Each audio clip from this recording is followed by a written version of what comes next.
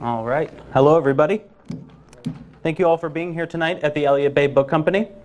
We have a very interesting night ahead of us. We are joined by Amir Husain here tonight to discuss his new book, The Sentient Machine, The Coming Age of Artificial Intelligence, which was just released last week by Scribner. Using his vast knowledge from his time as an inventor and technologist, Amir explores the increasingly relevant matter of artificial intelligence from many uncommon angles. His book is part demystification of these very new technologies, which are often feared by laymen for their seemingly endless capabilities, part reflection on the existential questions raised by the pursuit of such technologies, and part exploration into the many applications of artificial intelligence, from the military to healthcare to finance and so on, as well as those which will develop as the age of sentient machines draws nearer and nearer. Amir is an inventor and serial entrepreneur based in Austin, Texas. He is the founder and CEO of SparkCognition, an award-winning company which specializes in providing AI-powered software solutions to many of the problems faced by industry and government, from cybersecurity and beyond. He is also the founding member of IBM's advisory board for Watson and cognitive computing. Amir has presented at South by Southwest as well as numerous other conferences, and his work has appeared in many publications, including the New York Times, Wired, Forbes, and Fast Company. The Sentient Machine is Amir's first book. So thank you all very much again for being here. And thank you also to Book TV for broadcasting tonight's event.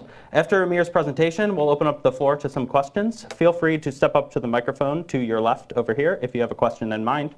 Books will then be available for purchase and signing right in the back of the room. So without further ado, please join me in welcoming Amir Husain.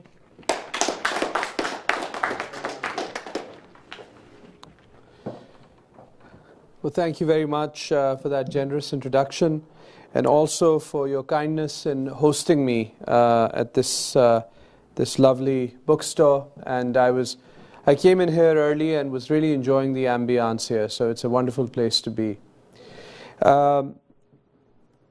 So what I think I'll do is I'll start with a reading, a passage from the book, and then perhaps we can start to explore some of the themes that the book covers, because the book goes through these sections where we start off by asking some of the existential questions, the advent of AI, what that might mean for us, and then we talk about some of the fears around AI, and we say, well, two of them are that AI might kill us.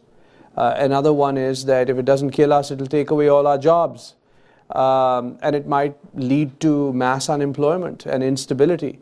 And so we talk about these things, and we try to quantify whether these outcomes will happen only with a certain level of artificial intelligence, with AGI, or they can happen even otherwise. And is there something to pushing a ban? Is there value in pushing a ban?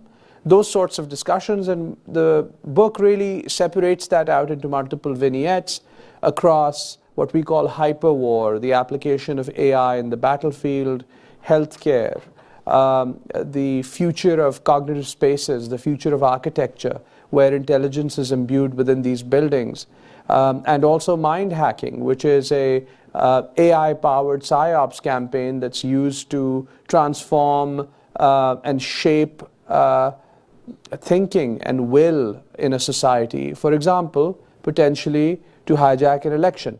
And there's a lot that's being talked about now with this last election, and we'll find out here shortly, hopefully, how much of a role some of these technologies played, but they didn't play an insignificant role. So AI in many ways is here, and it's having broad impact across all of these different areas.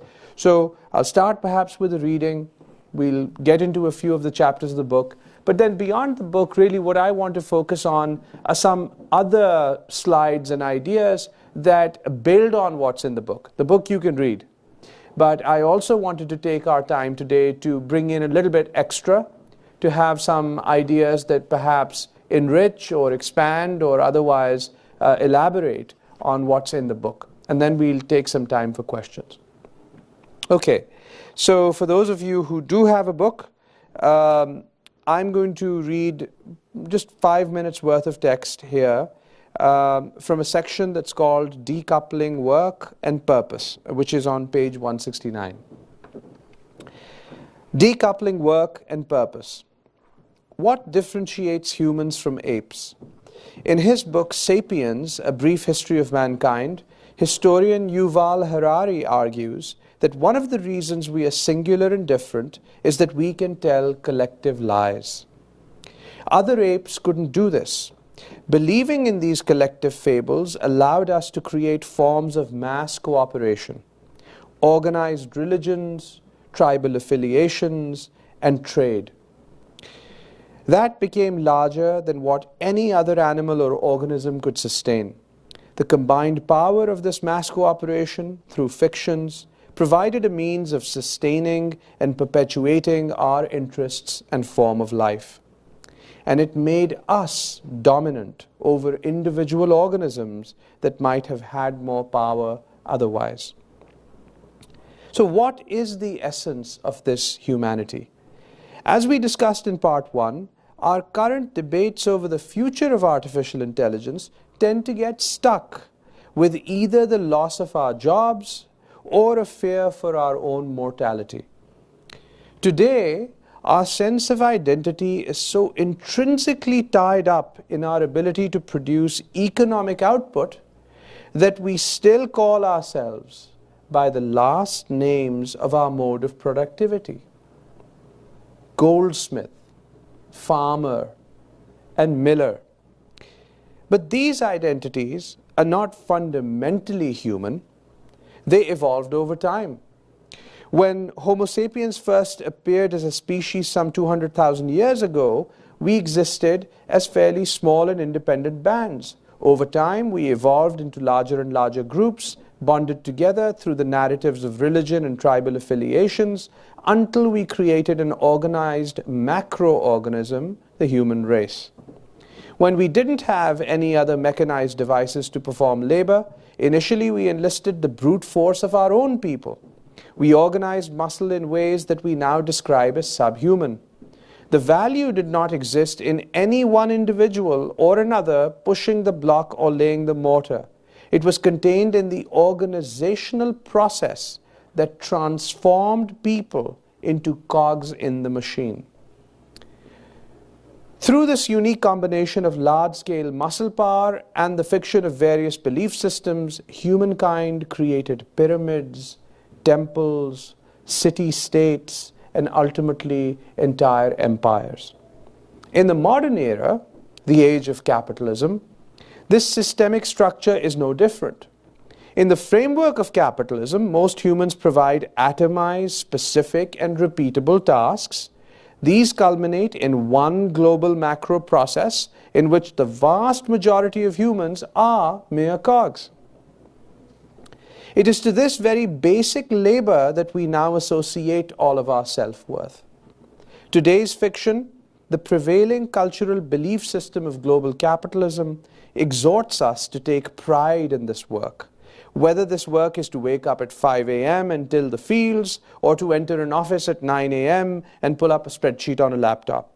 Our faith in the fiction has gotten the better of us. Modern society is now contending with the fraying mythology of capitalism.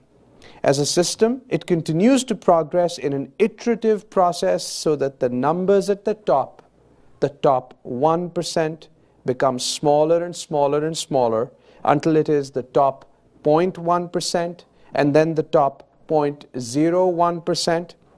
In 2016, Oxfam reported that the world's 62 richest billionaires had as much wealth as 3.6 billion people, or the bottom 50% of the world's population. In 2017, that number had dropped to the world's 8 richest billionaires.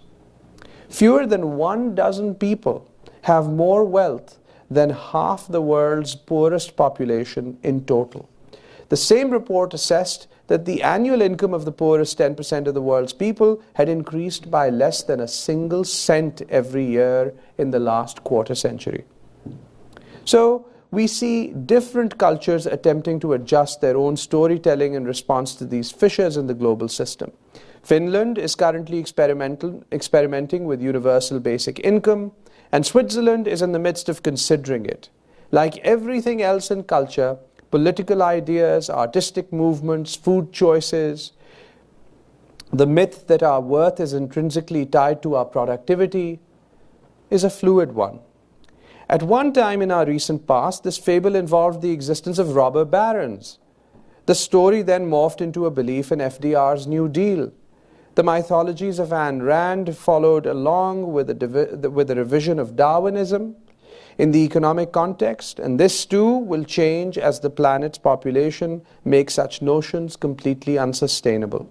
All of these ideas are malleable in accordance with the times in which we live, and the fable we tell ourselves most often, that our worth comes from our ability to create objects of economic value, is no different. Whether we are farmers, marketing directors, truck drivers, or commodities traders, in the near or far future, the vast majority of our products of economic value, our work, will be completed by some form of artificial intelligence. For our purposes here, the final part of the journey together, I invite all of us to use our cooperative skills to create a new fiction together. Imagine decoupling a meaningful existence from these notions of more conventional employment. In the real world, of course, this vision involves countless policymakers, politicians, educators, and leaders to be successfully achieved. But as a thought experiment, imagine our social system, our societal mythology, has embraced this decoupling. This allows us to move beyond the shorter-term feelings of alarm and fear that arise with the increasing powers of artificial intelligence, the triggers of the amygdala that spike with panic. How will I feed my family? And where will we live? Again, I do not wish to denigrate these real-world concerns regarding the rise of AI in our world, but I contend that this is the least interesting place for our discussion to end.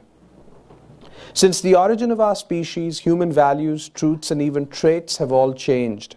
There is no such thing as a fixed-state human being.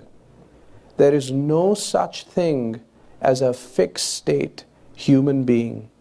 6 million years ago, when our ancestors first roamed the planet, we were not like what we are today. And only 10,000 years from now, we will not maintain our present state. Our humanity is on an evolutionary trajectory. All of the notions that we cling to as essential to our being, human values, truths, and even fundamental traits, are in a permanent flux. Just as we evolved from something different, we will evolve into something different, something unrecognizable. We must accept this as a fact of our existence, and from this acceptance, then we can identify our greatest purpose. Okay. So I wanted to end this there, and just to say a few words about why I chose this. For the different readings I've been doing, I've chosen different parts of the book, and because the book is fairly varied in the topics that it covers, the start of many of these sessions can have a distinctly different tone. This one is a little bit more philosophical. It ends with the question of, let us take for granted that machines will indeed perform the labors, the economic labors that we lay claim to today and feel so proud of and even associate with our identity. Does that capability, the capability to do these labors in a better way, does that make us less human? Because was the high quality execution of a set of tasks that we collectively call labor, was that really what defined us? And of course, to me, the answer is no. And from here on, the book starts to explore what is fundamentally human. So for example, we get into things like, well, people say, look, this was very humane behavior. And what does that mean? What that means is that there was an element of charity in this behavior. There was an element of love in this behavior. There were two participants in a relational exchange where one was given something from the other without wanting anything back, an act of charity. And we find that if you start to think about things in a purely philosophical way, the exchange, the idea of that exchange exists even if the people don't exist. And that exchange as a pattern can be seen in many, many other places. So what is fundamentally human is a very difficult question. And it's something that we will discover, of course. But one thing that I think makes human beings very unique in that they are the only sentient form of creation that we know of thus far is that they are able to perceive this unlimited universe of all possible ideas. And in that perception there is value. However, our society is structured in a way that doesn't allow that value to be recognized in any tangible terms, to give credit to help in the day-to-day needs of an individual that is surfing and uncovering newness from that ideological landscape, infinite landscape. So these are some of the questions that I don't want to get into any further, but just to give you a short sense, these are also the types of things that we talk about in this book, but I also explain to you what genetic algorithms are and what supervised learning and unsupervised learning are, and what the latest state of the art in many different industries and autonomous weapons and healthcare advancements. So it's a pretty varied book. Okay, any questions on this so far before we move on to the other material? Any thoughts that anybody wants to bring up? Okay, so this is sort of the bonus material, and obviously, you know, my very strong view is that a new form of intelligence is coming. Okay, and I'll tell you why I think this is a new form of intelligence, why this is fundamentally different from how we think. And I'll explain that to you in detail. But where we are now is close enough to where the question doesn't need to be asked, hey, when can you build Commander Data from Star Trek? You know, the general purpose intelligence that can go solve all types of problems. These AI systems with narrow capabilities in areas that are meaningful. The most obvious example is driving a car, but really maintaining a warehouse, flying a fighter plane, looking at a larger number of radar feeds and more accurately determining where all the enemy aircraft are, being able to identify packages that go into the hold of a plane or into the hold of a large truck more accurately than 10 people running around and trying to find those packages. There are innumerable tasks that these systems can now begin to automate in very, very viable and competent ways. So those niche areas already represent livelihood for human beings. So it's not a question of when we'll get Commander Data, it's a question of when will we get to 25, 30, and 40% unemployment. Right? So the reason I want to raise this question is because whenever this question is generally raised in the context of AI, you suddenly are slapped down with some sort of a random platitude, which is that, oh, don't worry, technology always progresses. And of course, in the past also it progressed. And at that time, you know, we had the Industrial Revolution, and so other jobs came up, and there'll be other jobs in future that you don't even know about. Maybe. But the way I look at it is that there are only two meaningful things that the human race has really done or attempted to do so far in the history of the human race. One is the replication of physical muscle in the late 1600s and early 1700s with the steam engine, where we were able to create, through our mechanistic prowess, a muscle that could move things that no animal or naturally occurring muscle could move. We built networks of trains, and we built cars, and we built steamboats, and we built warships powered by all of this. And now we have come to the cusp of a period of time where we have a pretty good chance of being able to replicate the mental muscle. And if you think about a human being, there's muscle and then there's mind. So with these two things replicated, it's very, very difficult to argue then that there will be jobs that will be of a sufficient quantity that will neither require better muscle nor require better mind. So what does that mean?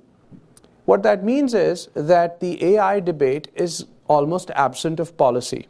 And this is where I want to get to. So what qualifies me to talk about all of this, right? Why did I write this book? Well, I wrote this book because I've been passionate about this space for a long, long time. But really what qualifies me to talk about these things is that I'm the founder of SparkCognition, which is the fastest growing AI company in Austin and one of the fastest in the US. I serve on the board of advisors of UT Computer Science, which was just named the #1 computer science department by US World. And also I serve on a think tank in DC as a member of their AI committee. So I bring the three elements of I do business every day. I work with the largest customers in the world, from Boeing to Raytheon to Lockheed to Duke Energy to NextEra Energy and Flowserve Corporation and all of these very, very significant companies on a daily basis. I also am involved with moving the science of AI forward, and I care deeply about the implications that all of this work has in the area of policy. So I spend quite a bit of my time going around meeting with, for example, the NATO leadership. About 3 weeks ago, I was in Brussels meeting with the Deputy Secretary General of NATO, explaining some of these concepts which will need to be integrated, and it looks like they will be, in the NATO strategy going forward. I've spent a lot of time at the DoD and trying to create sort of this, the impetus really to think about AI in a very different way, not just as yet another technology, and I think that's working. So policy, science, and the practical element of the business all coming together, that's what I've been doing, and I feel that that's a good combination. So just very quickly now, many of you may be wondering, well, we've been saying machines think, so what does that even mean? How do machines think? Now, machines can think in various different ways, and this slide is not designed to explain to you all the various ways in which machines can think, but I wanted to show you something that's pretty simplistic that one can follow along with in graphical terms. So one way that machines can think is that given a very simple set of rules, they can apply those rules to create large graphs. And these graphs represent all of the states that could exist in that world that the algorithm is modeling. So let's take tic-tac-toe as an example, right? And in the world of tic-tac-toe, you can have a machine very easily generate all of the possible states, and they're not very large, so a machine can do this very quickly. And then you can make a move, and at that point, the machine already knows that one move that you've made, where does it fall in the tree, and is there a connection between there and a state in which the machine wins? And if so, the next node that comes after your move that gets the machine closer to its win is the logical step for the machine to take. Now, this comes again from a very different kind of thinking. The computational excess that a machine has access to, it can pre-compute the world, and then the rest of it is just search. It just waits for you to say your thing, and then it already knows what of the 29 paths it has options to go down. It'll pick a path and it'll go down that path. Okay, this is simplistic. Why? Because the tic-tac-toe space is not very large, right? So it's useful.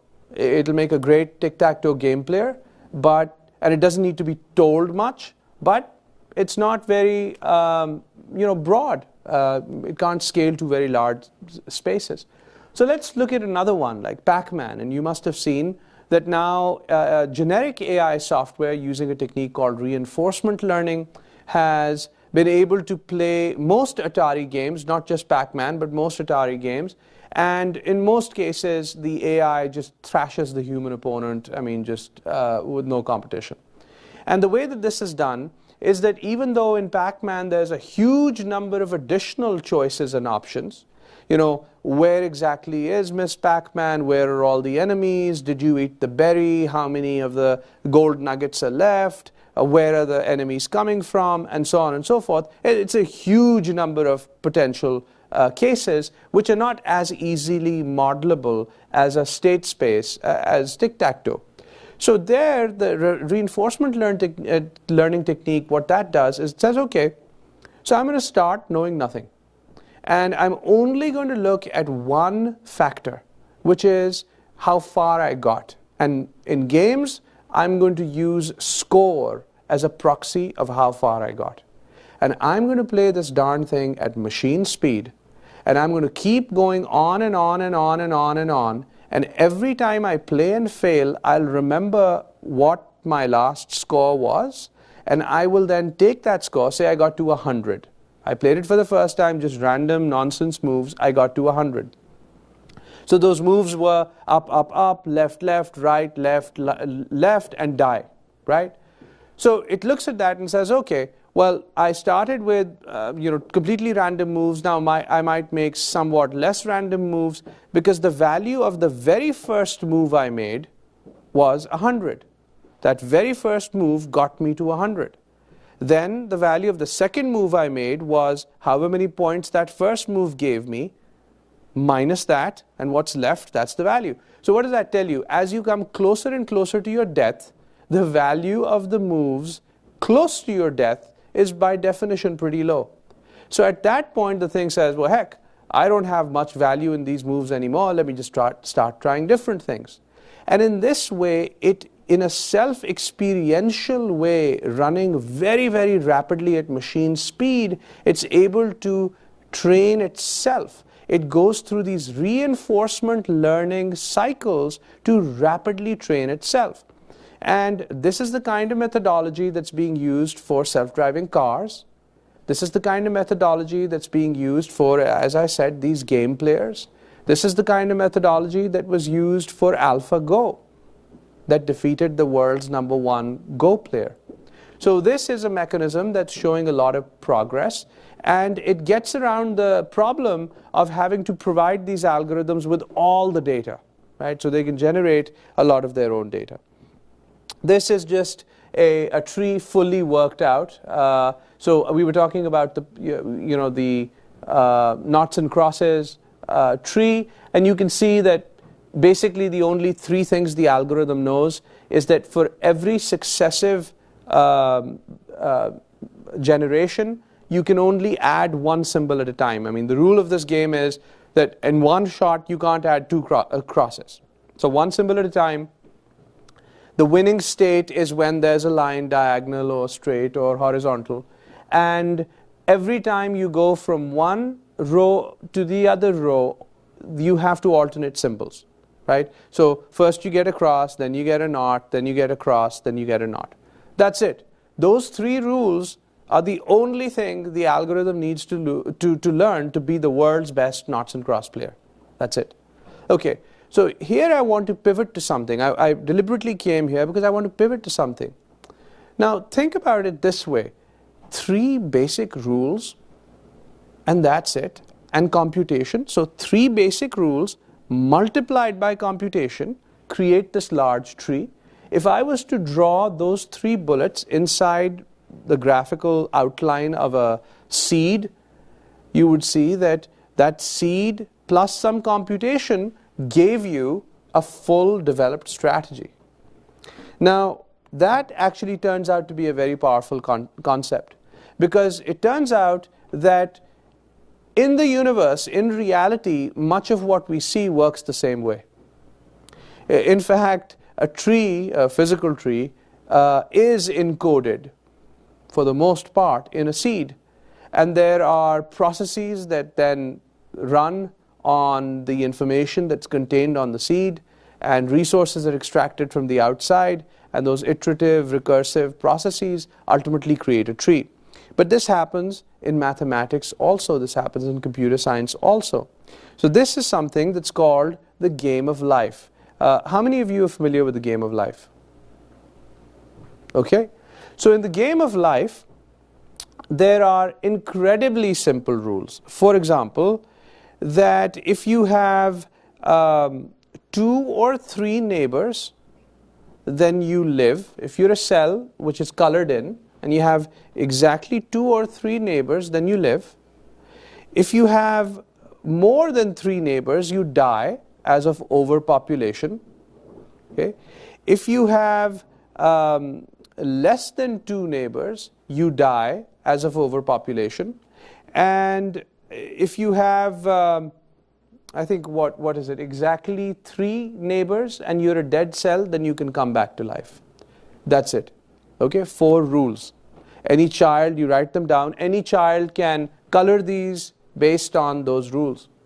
So, but what you see happening here is a complex ecosystem. Just based on what those 4 rules and some random patterns, it turns out that there are repeatable creatures that get created from many different start conditions given the same rules. There are things called gliders, which glide. They look the same. They glide through this surface. There are things called spinners that alternate between a star and then they'll go back to being a circle. This guy over here, you see this?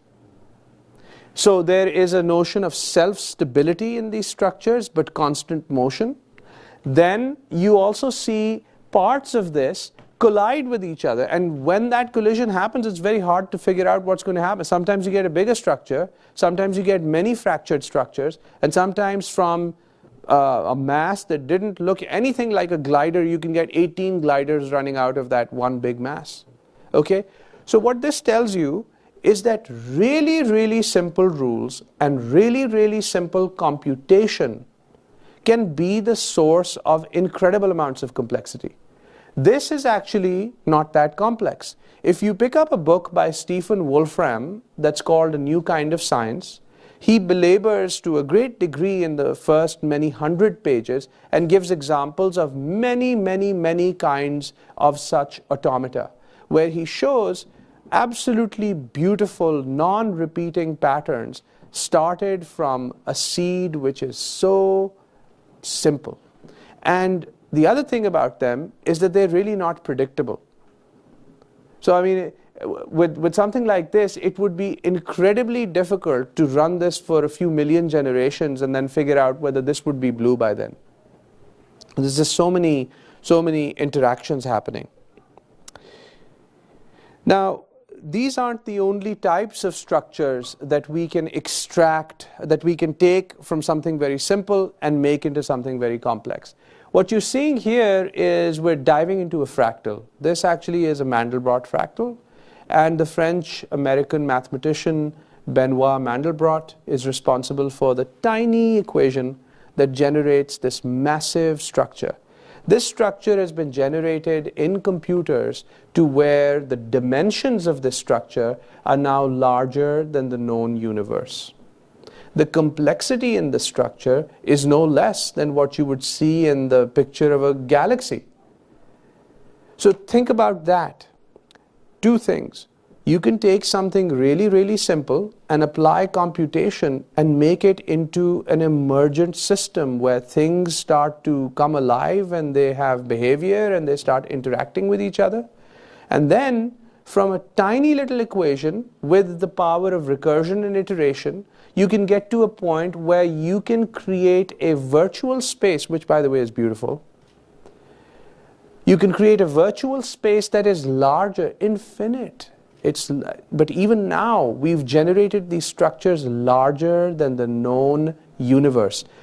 You, me, us, we all could spend our entire lifetimes just traversing this entity, and we would never, ever, ever get done. We would see an infinitesimal part of it.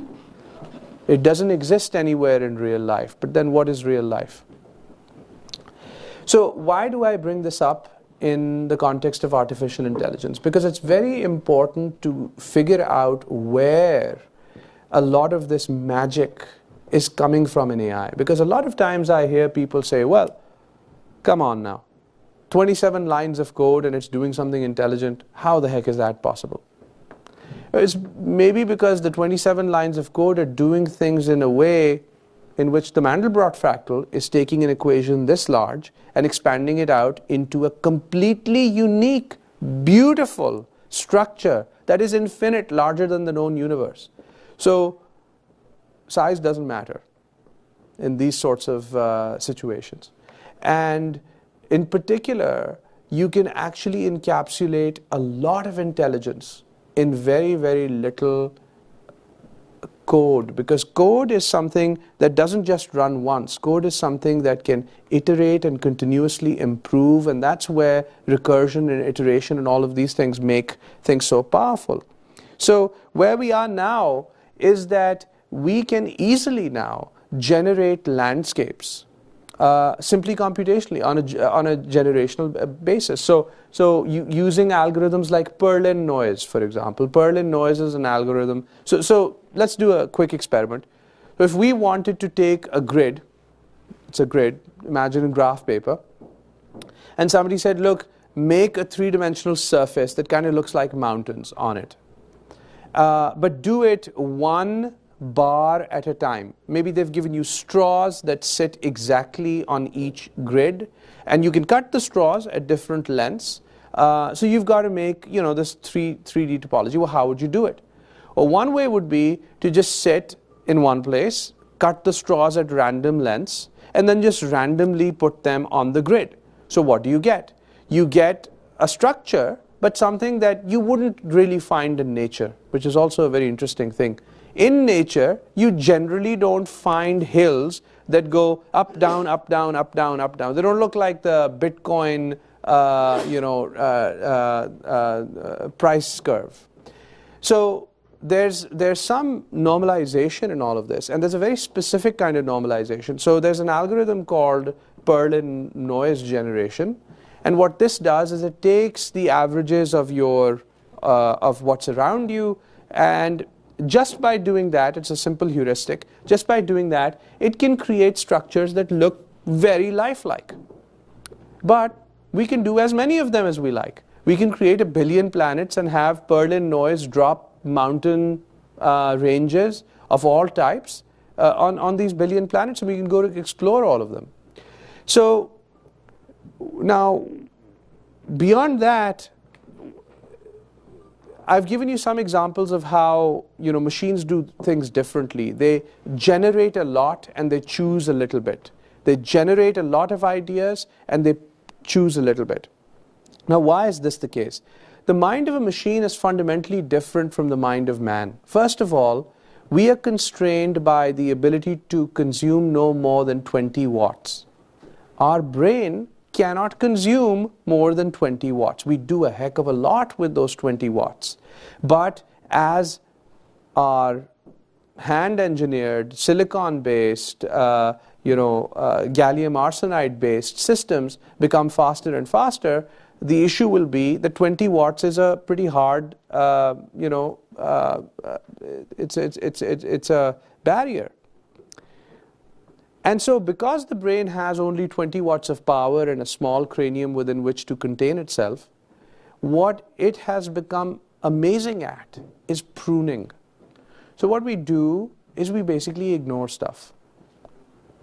And that is a special kind of expert laziness which allows us to be incredibly effective at the things we need to do in order to survive.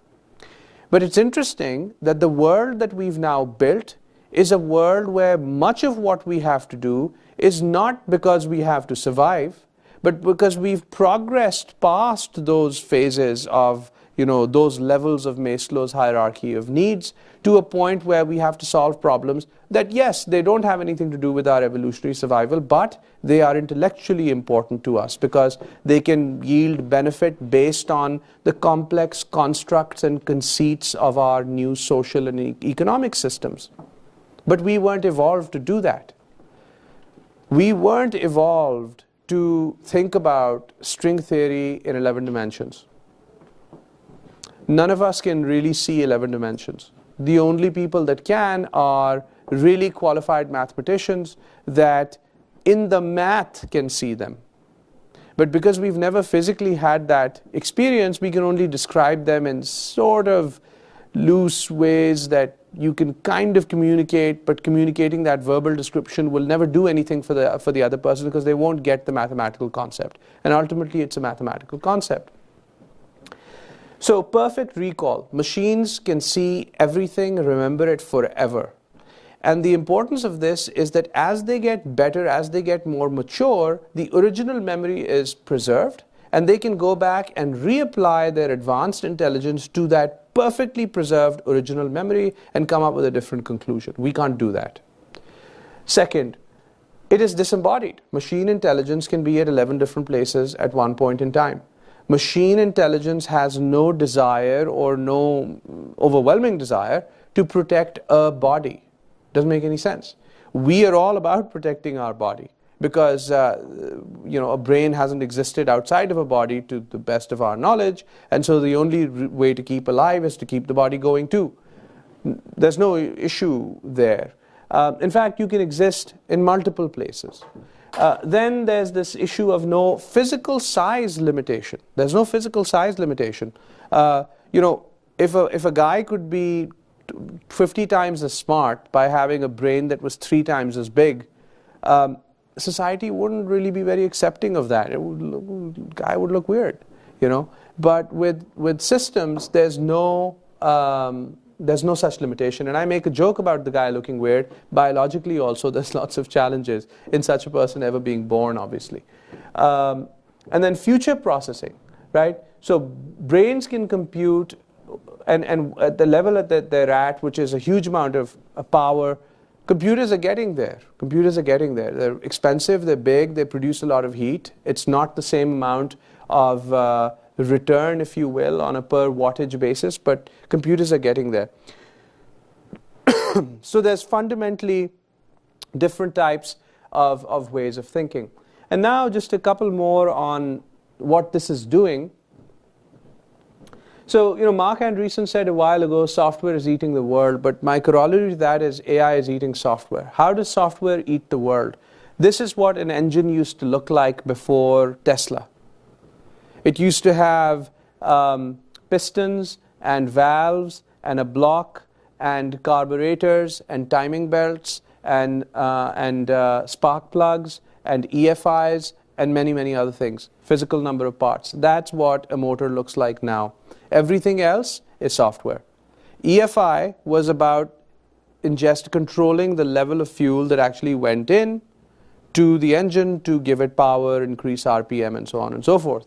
That's all just a solid state regulator in a board.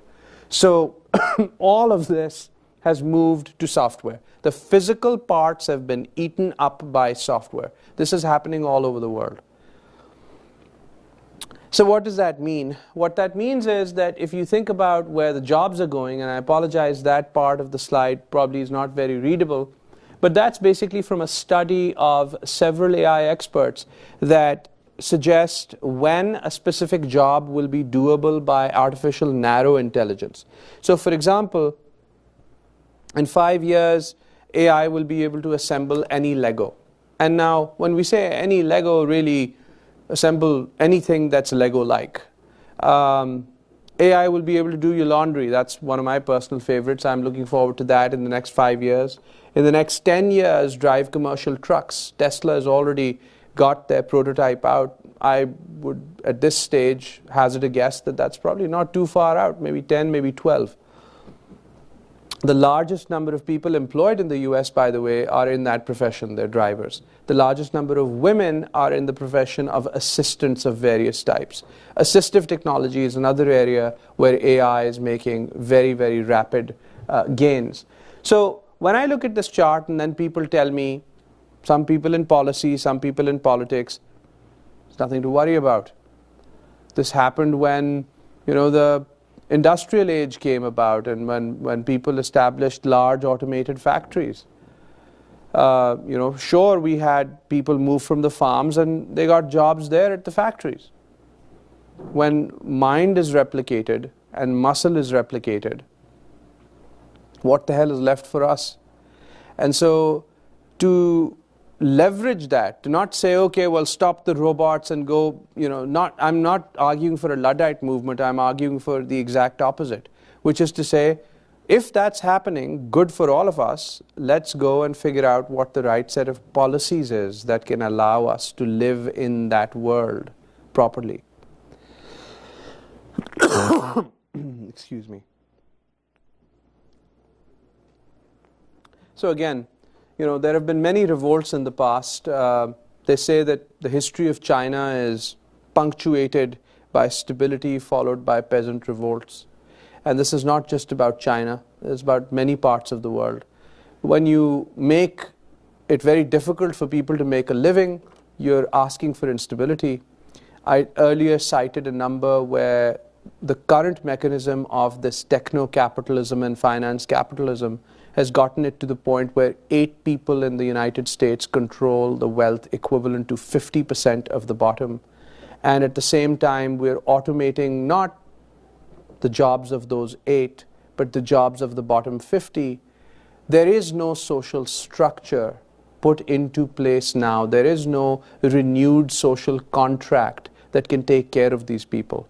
And that is something that can cause a catastrophe. When that catastrophe, God forbid, if it comes, that catastrophe will not be a catastrophe caused by AI. That will be a catastrophe caused by our leadership. And that's something that many of us need to start talking about now, because their reflexive response in a lot of these things is, well, how about we ban this? How about we limit this? Just like in the Bush era, we had curbs on stem cell research. The next year, China established the world's largest genome sequencing facility. And this year, I believe, 3 CRISPR-Cas9 cases in live humans are being tried in China. We're not anywhere close. We are not the leader in genetics anymore. So, with that, let me just leave you with one question and a visual. Right, so what the hell do we do? If we're going to build a better mind and if we're going to build a better body, if not now, in 10 years, 15 years, 20 years, it'll happen at some stage. So what do we do? So, there's this idea that I have of this infinite landscape of ideas. Think about this as the plane upon which all ideas that are discoverable, all concepts, all ideas rest. And think about our journeys in life, not as journeys in this 3-dimensional space, in these linear spaces, coming into contact with people and opening a door and going through it and crossing the street. But think about it as a timeline along which we acquire a view of more and more of this ideascape. We grow. And if you think about it that way, then you see a man and a robot. And you see that the man's purple circle is tiny, and the robot, the supercomputer, the artificial intelligence is growing at a much faster rate. But you know what? You keep zooming out and you discover that this landscape is infinite. Look, there's another computer way in the distance doing its calculations somewhere else in idea space. So what I realized was that, and the way that I put my angst, well, at least it subsided for me, was that when the race is infinite, speed is irrelevant. It's only perspective that is relevant. It's only where I am in the idea space and what I take away from it is what's relevant. This supercomputer, this AI, discovering ideas 1,000,000 times faster than me on an infinite landscape, what percentage of the infinite landscape does 1,000,000 times whatever I've done represent? 0%. And what does my exploration represent? 0%. So in that sense, there's a tremendous amount of value in any sentient perceiver, Now, how we incorporate some of these ideas, which are philosophical ideas, into society, I have some thoughts on that, but I think this session has gone long, so let me pause this here and maybe move it to questions and see if there's some elements that you'd like to discuss. So how large does the computer eventually get? You said there's no limits. Well, in physical terms, there are limits because, I mean, look, to the extent that the universe isn't infinite, which we don't know, maybe, there's a substance called computronium, which is a theoretical substance where you can convert matter to the most optimal configuration, allowing it to carry out the largest number of compute operations per density. And that hypothetical perfect computer is called computronium. So you could convert the entire universe into computronium, and you would have a very, very large computer. How large is it? What do you mean by how large is it? That's my question. You said you would have a very large computer, so how large? In terms of what, like RAM and hard disk size? But that would be a very tough calculation. It would be, the level of, it would be powers that would essentially be unfathomable. I mean, if you think about the brain, in just the one human brain, which is not even an optimal computer, we have on the order of 10 to the 14 connections and something like 10 to the 10 or 10 to the 12 neurons. Those are huge numbers, and that's in an imperfect brain. So now if you imagine that even at that efficiency, if we converted the somewhat unknown mass of the entire universe into brains, not even computronium, what would that look like? I mean, it would just be, it would be the kind of thing that for all practical purposes, while it would still be a number, and technically you couldn't call it infinite, it would be just the most massive number that would be inconceivable. But I'm more curious as to why you're asking the question. Is there something beyond this, or you're just wanting to know like the absolute limit of computation? Well, it seems like it will eat up the universe that we're in. It will, its own mind will determine what goes on in this universe. Right. Well, so if we want to transform everything into computronium,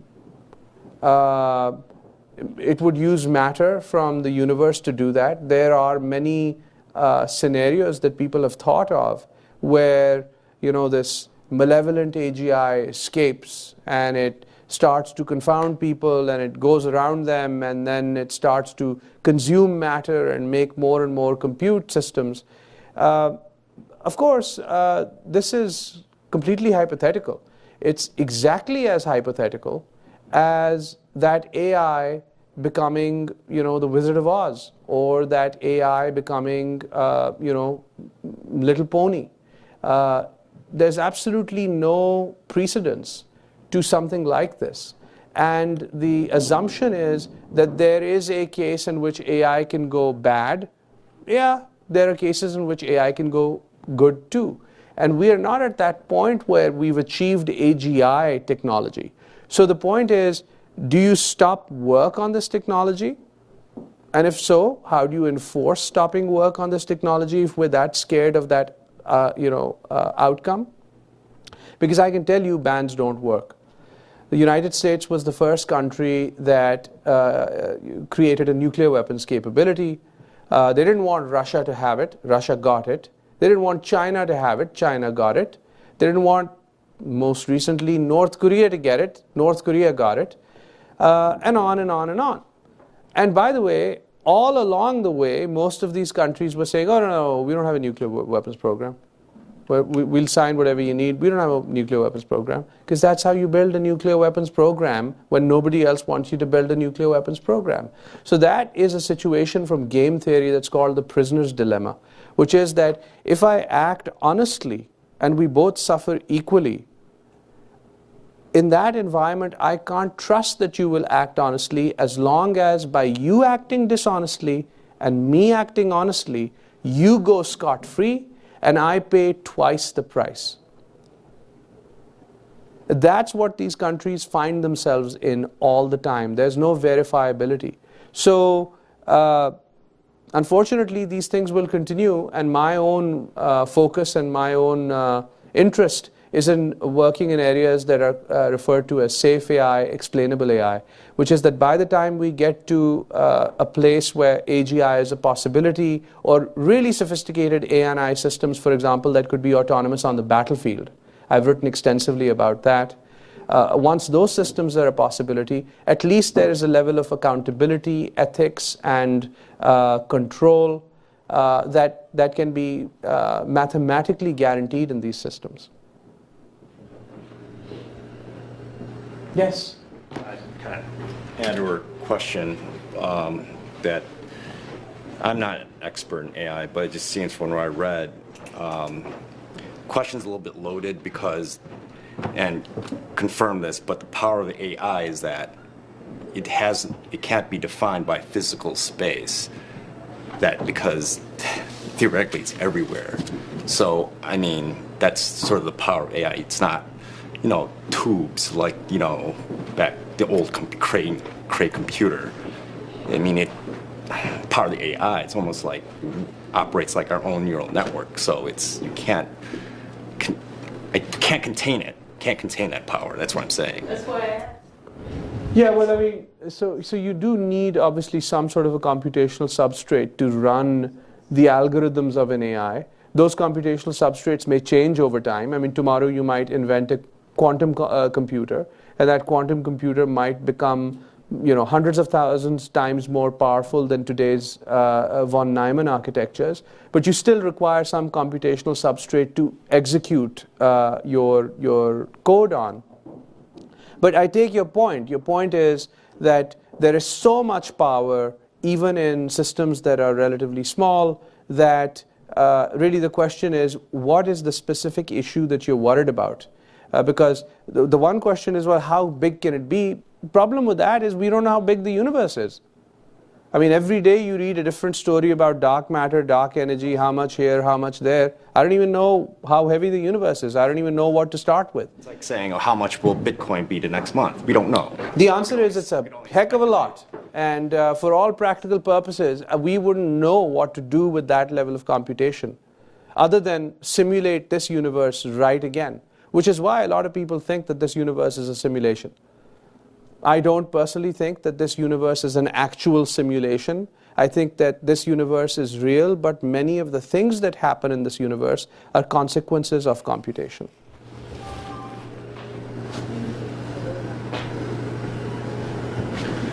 So, precautionary principle. Just those two words. If you could riff on that a little bit. I mean, you're in a position, you're dealing with a lot of people who are in positions of power to apply this technology in ways that will affect us all. You're involved with a lot of researchers who are furthering this technology, which even you admit could potentially be extremely dangerous or extremely beneficial.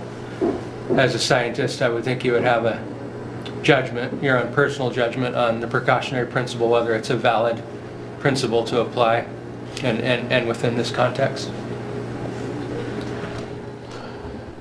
Well, I think I'll tell you, my view is, first of all, a lot more has been done than we know. The second thing is that the implications of what these capabilities will give to the practitioner of those capabilities, those are such significant advantages that human nature, and at least my study of human nature, suggests that there is absolutely no principle or anything else that's going to prevent a full-on program, desire, focus to obtain these capabilities. There are two things that I think as scientists we can do. One is to think about, for example, how the guys that designed the blockchain thought about trust. Trust was something ephemeral. And yet they showed that in a distributed system, trust can be very much made into a mathematical formula. So now you don't trust somebody, but in a certain way, more trust exists between two parties that wouldn't care to trust the other in a human sense, than has ever existed, even amongst two parties that claim to be ready to die for each other. Okay? So there are ways in which we can take some of these concepts and implement them mathematically. One area of work that we are engaged in, and I think this is very promising, is around using mathematics to define agent societies. So in many environments where, for example, in war, when you have a large number of drones going out, they will literally be in a swarm, right? So one of the issues is, well, a drone can get hacked. You know, even if you built the right drone, a drone can get hacked and a drone can be turned on you. A drone can make a mistake. A drone can, go off kilter and might have the wrong navigation software, and 6 or 8 of them can start destroying the rest of the swarm. Or they can start crashing onto civilian, locations. So what we've designed is a blockchain-based self-policing mechanism where the swarm has been converted into a flying, no man in the center, totally federated democracy. And there are 2 different aspects to each agent. One is that it can make observations about other agents and it can report them back. All those reports are stored in a blockchain. So in other words, that more than half the agents would have to be corrupt in order for the view that's being developed to go bad. So you have a pretty good guarantee. And the second thing is that when the system decides that the majority view is that a drone is either acting badly, took an action that nobody else knew that it was authorized to take, or started firing in a location where it was not authorized to fire, or is going slower or faster, or exhibiting any sort of non-compliance, they can, on an out-of-band channel, disable that drone. So we have a very nice, that algorithm, we've implemented the algorithm just to show it to people, because it's hard to show it to people with flying drones. But we do that on a screen with a real program. And what happens is that you have these objects, and then you can click on any one of them and say, okay, I've hacked this guy. And instead of him moving in this direction and carrying whatever he's carrying in that direction, he's going to now start ruining everybody else's life. He's going to travel in the opposite direction, and he's going to just make a huge mess. He's going to take everything that other people are sorting, and he's going to make a huge mess. So you'll see very quickly other citizens, other agents observe that. They're like, what the hell is this guy doing? And they report all of that, and everybody then agrees. There's no judge, there's no jury. There is only federated blockchain-style agreement on global perception. And as soon as that happens, there is a containment mode. And the actual containment mode, depending on where you implement this algorithm, can be different. Containment mode comes into play, and they go and they just they prevent that bad entity from doing anything else. Once containment is guaranteed, everybody else goes on their merry way and starts to act again. With no human intervention, the analysis of what's going on in an environment, high security guarantees on that enforcement mechanism not being hackable, because again it uses mathematics, it uses blockchain, and a totally variable sense of how you're going to control things like that. Obviously I've done this whole thing in justice because I've tried to verbally describe to you an entire algorithm, a simulation, and much more. But to me, those are the kinds of things that do give us hope in where we need to invest. That is where I think I can contribute. I mean, I'm not a fan of bans. I don't think they get anything done. That said, what you said, do you feel that this technology should be weaponized. And the reason why I ask that is because right now the DoD's stance on that technology that supports our current troops is that decisions of life and death will be made by its handlers. So at the current state, it's no, they will not be weaponized. But do you think they should, or will they ever be hasn't it been weaponized? weaponized? I hope not, because Well, I don't I mean, think China just said that they. What China just said. Correct me if I'm wrong, but I don't think the technology is there that we can allow that to happen. I hope it's not But yet. the technology is going to get a lot better. But I'll give you 3 examples. Their DoD stance is no. They're not weaponized like the drones you're talking about. They're just mostly purely for surveillance. Every Matters U.S. of life and naval death ship. will be done by its human handlers. Every naval U.S. ship has 1 or 2 systems that are called phalanx close-in weapon systems, CIWS. They are Gatling-style cannons. They're completely independent. They fire on the order of 2,000 rounds a minute up to more than 2 miles out. And they have their own radar that's slaved to an alt-azimuth motorized mount with the gun, and it all sits together. Okay? Totally autonomous. So there's an off mode and an on mode. And when you turn it on an on mode, in autonomous mode, it is designed to take out sea-skimming cruise missiles. Why do you think they made it autonomous? Because people can't do the job. That is a system that in a limited context, it has a 2-mile range. It's designed to take off or take down low-flying aircraft and sea-skimming missiles, but it is an autonomous system. It's deployed on every Navy ship.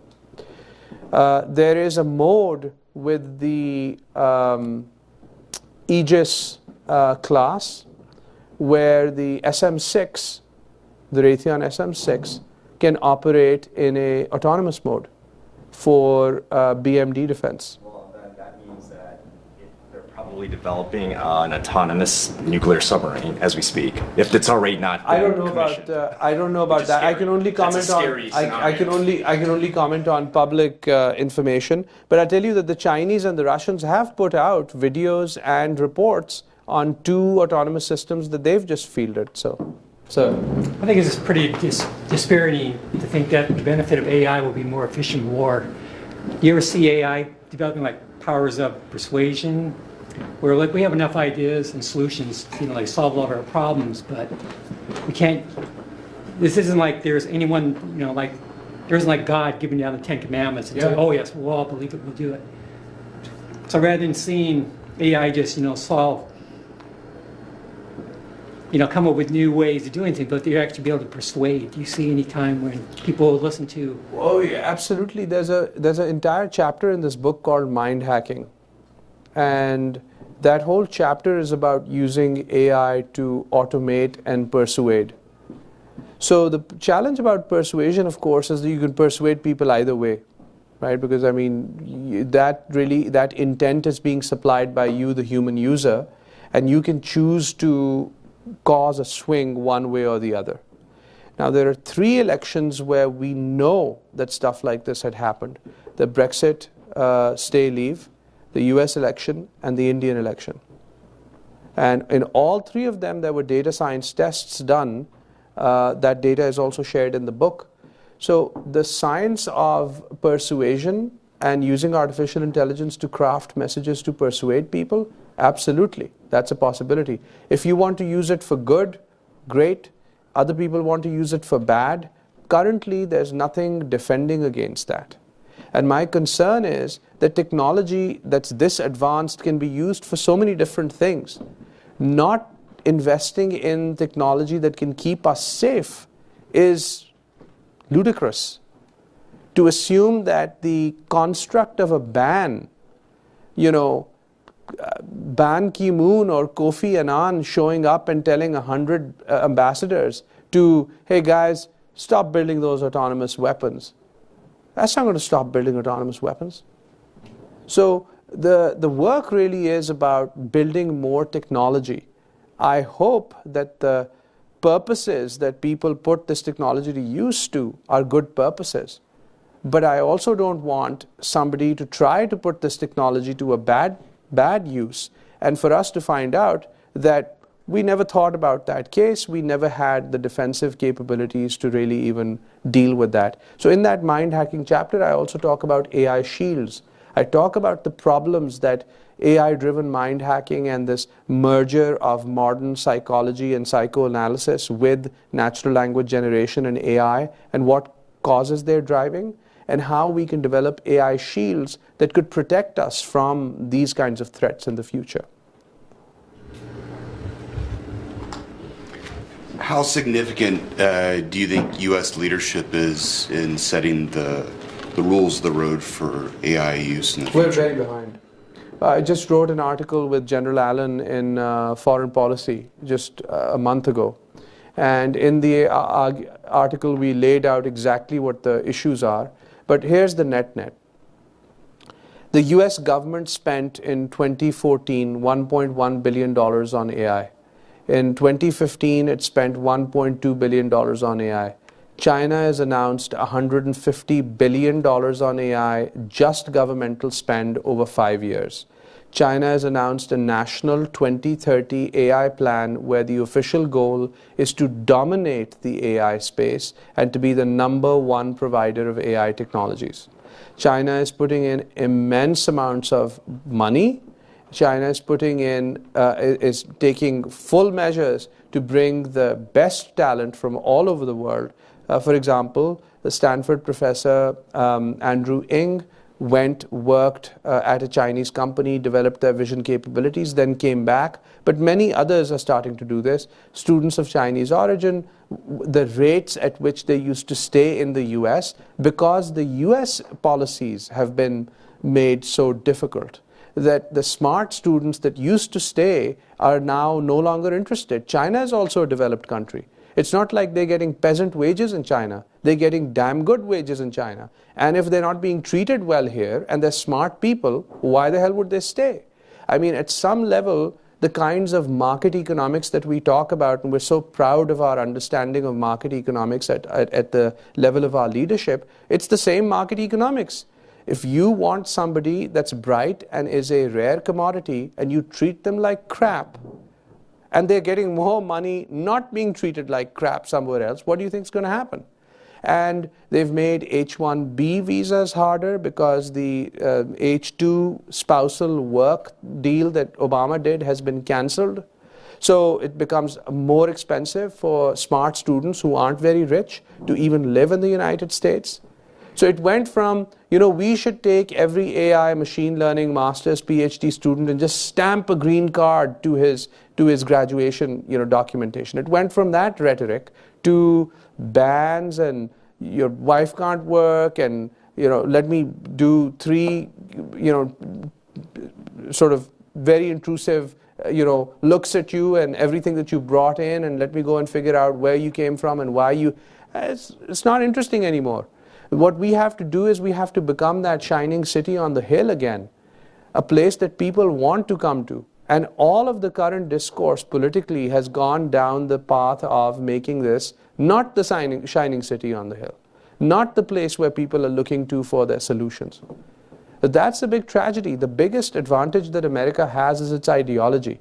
That optimism, that post-World War II optimism, the volumes of Boy Mechanic and the projects that were printed in Popular Mechanics and kids doing stuff in garages that no other kid in no other country was doing.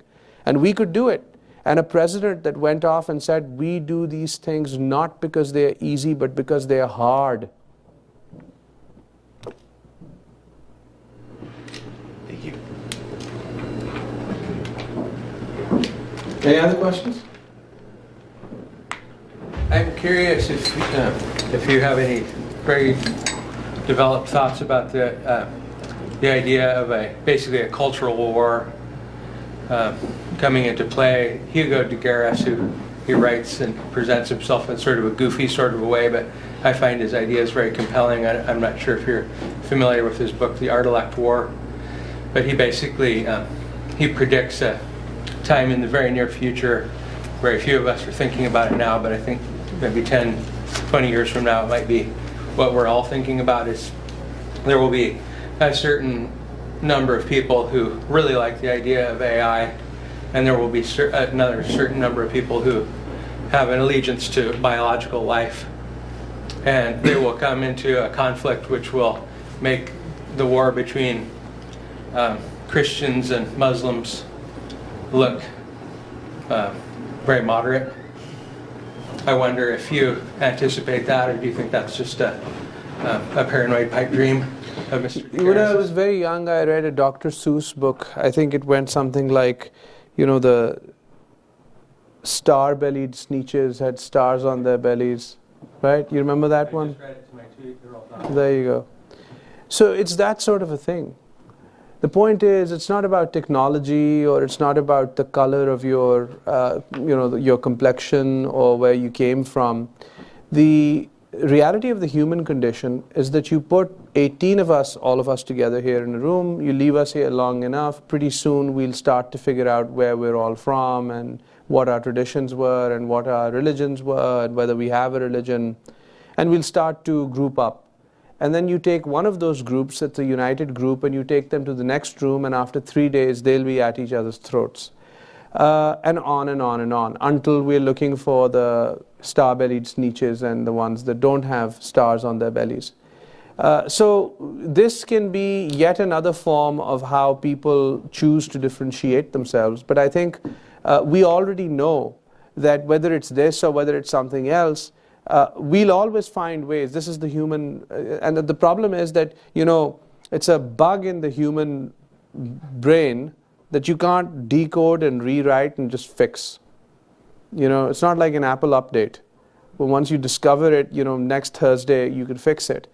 This is not going to get fixed. The only way it'll get fixed is if you kind of manage around it. And one of the ways that, at least in my observation, is that people descend to being animalistic when you pressure them.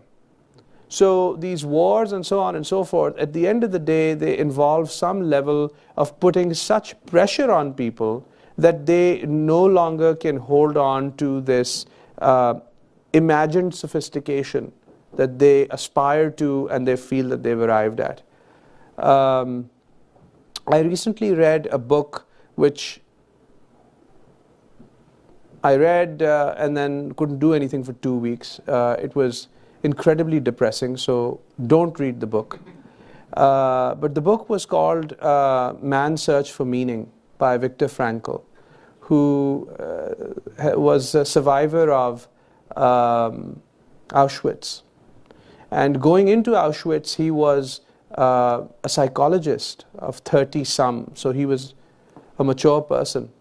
And he describes, which I will not describe, what he went through for years. And then he says that in analyzing my own self with what little sanity I had left and what little remembrance I had of my faculty and of my experience as a psychologist, I am telling you that I was no longer a man. That it took me a long time to become a man again. Okay? So when we pressure people to where they are no longer men, if we take that 57-year-old truck driver who's done an honest day's job every day of his life, has never had an accident, and we tell him, listen, we've decided we're going to replace you with a Tesla Semi, and you know what?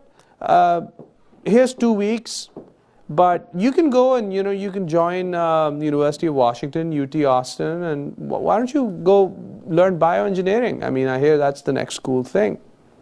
He's 57 years old. There's a thing called bioplasticity. Okay, he might be an outlier and he might do something there, but it's unfair. That's not what society is supposed to tell somebody that served society well for 57 years. We can't even get that just simplistic idea in our head. When it makes sense for society to head in a direction that at a macro level is beneficial for society, which automation and AI, etc. are, okay, then those who are disaffected and paying the price for that shift, which they could not have foreseen, society owes it to them to take care of them. It is part of the cost of the shift. We keep making shifts and we keep making orphans. And we keep pressuring people. And we expect that there will be no blowback. There will be no problems. Well, there will be problems. When 8 people own as much as the bottom 50,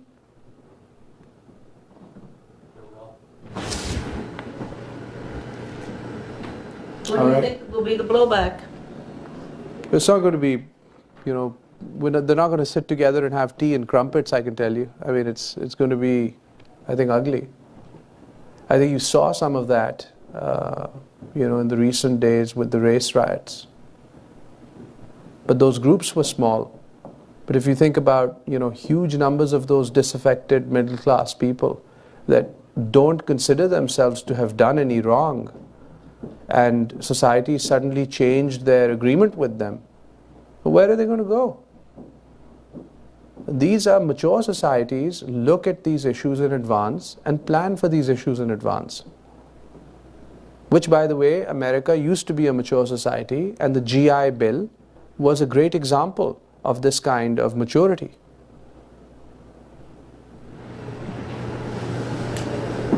So there's, sitting here, it's clear that AI is there's not, an inch of humanity that this won't affect. When you talk about the policy implications and, what's going to happen to truck drivers and marketers and assistants and even doctors, what countries, what states are doing policy well in the sense that they are Scandinavians, for some reason, always end up doing policy pretty well. They're already experimenting with a variety of different schemes where they have sort of this minimum payment that they're doing. They've taken up so much of the cost of living a high quality life and kind of made that, integrated that with the state, which of course here people say, well, that's communism, that's socialism, and maybe it has elements of communism and socialism, but to me what is important is not the label of socialism or capitalism or communism. To me it's the combination of the best set of things that work for where we are now. And if some elements have to be borrowed, after all, we are not really purely in a robber baron type free market. I mean, there are curbs even here. So it's not like purely free for all. Whoever has the more money can just go do whatever the hell he wants. So balances make sense in every society, and I think they've found different kinds of balances. I've been very impressed with how the Germans have used automation to create very high-end brands. So they've kept a small number of people employed, but they've kept huge export going over the last many years. I don't know how viable that is because Europe is having trouble, and also maybe one country can do that, but if all countries start doing that, by definition what's being exported wouldn't be high-end. So the other part of this, by the way, is that the large, highly populous countries that are developing countries that thought that they were going to get a huge demographic dividend. The assumption was all these people, these young people, millions and millions of them will get educated. They'll get educated, they'll enter the workforce, and there'll be work for them to do, and we'll reap that demographic dividend. I don't think that that's going to happen, because by the time that demographic dividend peak comes about, I think so much automation would have happened, even if not in their country, in countries that buy from them, that the use of that labor may not be as important unless they are somehow magically able to redirect it all to local needs. So maybe the follow-on book is AI and global instability, because one of the things that we've talked about often is as this technology starts to play out, the world will change, politics will change. Countries that could have been stable won't be. Countries that couldn't have been stable will be. Countries that are rich, that are very small, can use autonomous weapons in large, in large quanta, and go and implement campaigns that in the history of man a country that size could never have implemented. So these are like the fundamental things that change how the world works. There's no parallels in history for this. So let's see. Let's see.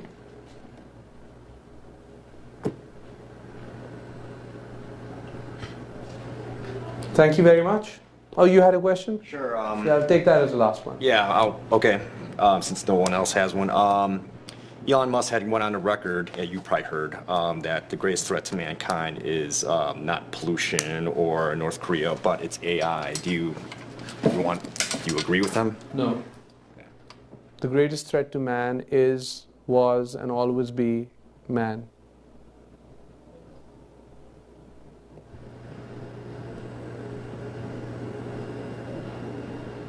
Thank you, guys.